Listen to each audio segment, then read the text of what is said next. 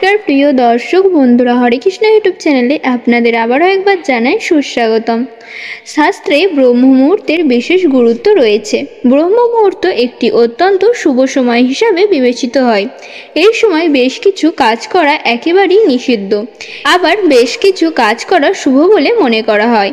এই বিশেষ সময়ে করা হলে ঘরে সুখ সমৃদ্ধি বয়ে আসে। আজকের এই ভিডিও থেকে আপনারা জানতে পারবেন ব্রহ্ম মুহূর্তে কোন কোন কাজগুলি করা একেবারেই নিষিদ্ধ এবং কোন কোন কাজগুলি করা অত্যন্ত শুভ বলে মনে করা হয়। তো বন্ধুরা, ভিডিওটি ভালো লাগলে লাইক কমেন্ট শেয়ার করতে ভুলবেন না, আর আমার চ্যানেলে নতুন বন্ধুরা চ্যানেলটিকে সাবস্ক্রাইব করবেন। চলুন তাহলে দেরি না করে শুরু করা যাক আজকের এই ভিডিও। শাস্ত্র অনুসারে ব্রহ্ম মুহূর্ত হলো গোটা দিনের সর্বশ্রেষ্ঠ ও মোক্ষম সময়। এই সময় ঘুম থেকে বিছানা ছাড়া দরকার। কাজের মাধ্যমে ভাগ্য পরিবর্তন করতে ও সাফল্য অর্জন করতে ব্রহ্ম মুহূর্তে কোন কাজগুলি করা অত্যন্ত শুভ সেগুলি প্রথমে জেনে নেওয়া যাক। ভারতীয় শাস্ত্র অনুযায়ী সব কিছু নিয়ে উল্লেখ রয়েছে।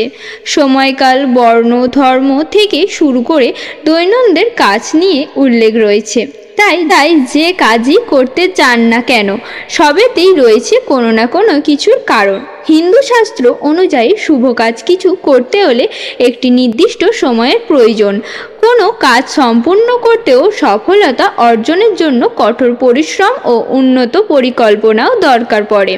তবে কঠোর পরিশ্রমের পরেও কাঙ্ক্ষিত ফল পাওয়া যায় না, তাই নির্দিষ্ট সময় শুভ কাজ সম্পূর্ণ করা উচিত। একটু ভালো করে দেখলে বুঝবেন, আগেকার দিনে ঋষিমুনিরা ভোরবেলা অর্থাৎ সূর্যোদয়ের ঠিক আগে উঠে পড়তেন। শুধু ঋষিরাই নয়, গ্রাম অঞ্চলের অধিকাংশই কাক ভোরে উঠে নিজের কাজ সম্পূর্ণ করেন। ভোরবেলা ওঠার উপকারিতা যেমন রয়েছে, তেমনি ধর্মীয় দিক থেকে গুরুত্ব রয়েছে।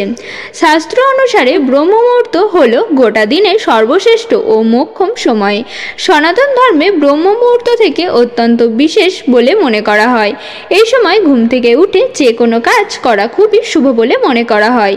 জীবনে সুখ, শান্তি, ধনসম্পত্তি, উন্নতি, সাফল্য যদি একসঙ্গে পেতে চান, তাহলে ব্রহ্ম মুহূর্ত ঘুম থেকে উঠে অবশ্যই আপনাকে দুটি কাজ করতেই হবে। ব্রাহ্ম মুহূর্ত কখন তৈরি হয়? ধর্মীয় গ্রন্থ অনুসারে ব্রহ্ম মুহূর্তের সময় ভোর 4টে থেকে 5:30 পর্যন্ত ধরা হয়। ব্রহ্ম মুহূর্তে ওঠার পর দেবী লক্ষ্মীর কৃপা সবসময় বজায় থাকে।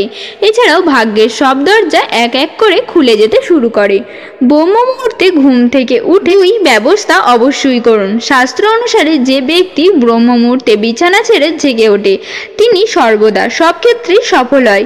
এই সময়ে করণীয় প্রথম প্রতিকার হলো একটি অলৌকিক মন্ত্র জপ করা। ব্রহ্ম মুহূর্তে ঘুম থেকে উঠে প্রথমে স্নান সেরে আসনে বসুন, এরপর চোখ বন্ধ করে এই মন্ত্রটি জপ করুন। এই মন্ত্র নিয়মিত জপ করলে সমস্ত দেবদেবী সন্তুষ্ট হন ও আশীর্বাদ করেন। এই মন্ত্রটি উভয় হাতে তালুর দিকে তাকিয়ে জপ করতে হবে। ওম করকে ঘরে বসতি লক্ষ্মী, কর মধ্যে সরস্বতী, কর্মরত গোবিন্দ, প্রভাতে কর দর্শন। বিশ্বাস করা হয় উভয় হাতে তালুতে দেবতা ও গ্রহের বাস। ব্রহ্ম দেবতা গ্রহ একসঙ্গে দেখা অত্যন্ত শুভ ও কল্যাণের বলে মনে করা হয়। এই কারণেই শাস্ত্র অনুযায়ী দীর্ঘক্ষণ ঘুমানো নিষিদ্ধ বলে বিবেচিত হয়েছে।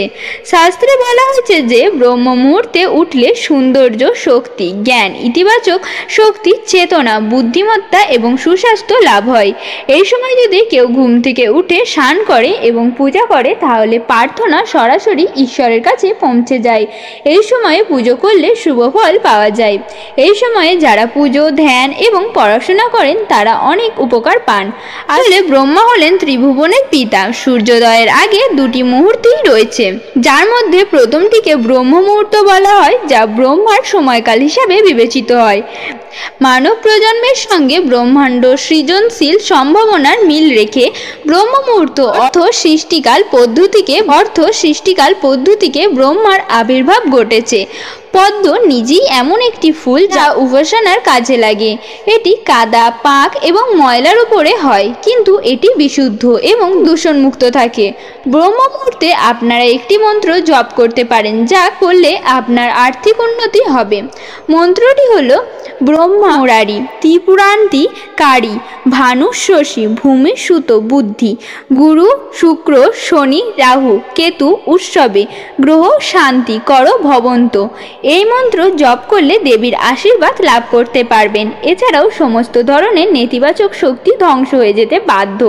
এবার চলুন জেনে নেওয়া যাক ব্রহ্ম মুহূর্তের সময় কোন কাজগুলি একেবারেই করা নিষিদ্ধ। ব্রহ্ম মুহূর্তের সময় খাবার খাওয়া এড়িয়ে চলুন, কারণ এটি অসুস্থতার কারণ হতে পারে। কোনো চাপযুক্ত মানসিক কার্যকলাপে নিজেকে জড়িত করা এড়িয়ে চলুন, কারণ এটি আপনার মনকে প্রভাবিত করবে এবং এমনকি আপনার আয়ু পর্যন্ত কমিয়ে নিতে পারে।